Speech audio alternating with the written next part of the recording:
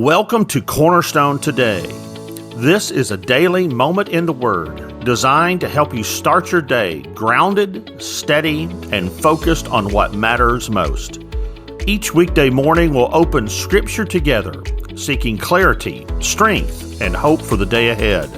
This is about learning to walk with Jesus in real life, right where you are.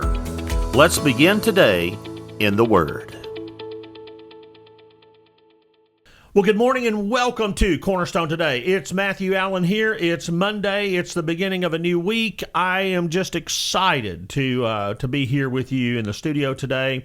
We are going back this week. In fact, this week we're going to wrap up our study in Philippians. I've got some plans for what we're going to do after this study that I'm really excited about. We'll be talking about that over the next few days. But this week, our plan is to finish up our Philippians study, and then we'll go from there. But today we're in chapter 4 of Philippians. We're looking at verses 14 through 16 as we talk about being partners in the gospel.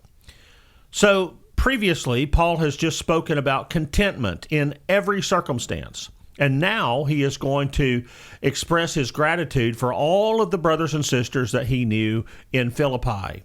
And he says, still, you did well by partnering with me in my hardship. Now, he has just explained that he's learned to be content, whether he had much or little. But that does not mean that the help that the Philippians provided was unnecessary. What they were doing for him mattered, and Paul calls it partnership. Now, that word, partnership, carries along the idea of sharing together in a common mission. The Philippians were not observers of Paul's work. They were more than that. They were participants. They shared in the work of the gospel. And notice verse 15. He says, you Philippians know that in the early days of the gospel, when I left Macedonia, no church shared with me in the matter of giving and receiving except you alone. Now, when Paul first began preaching in that region, the church in Philippi stepped up. They didn't wait for anybody else to act. They recognized that the spread of the gospel required sacrifice and generosity, and these are Christians that willingly participated. And Paul says in verse 16, for even in Thessalonica, you sent gifts for my needs several times. And so their generosity is not a one-time thing. It was a pattern. And again, they gave support to help the work of the gospel. And I think this should remind us of something very important about the Christian life.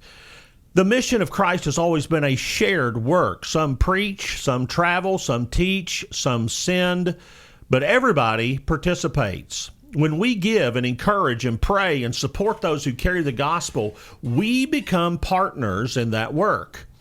And Paul says something similar to the Romans. He says, how beautiful are the feet of those who bring good news.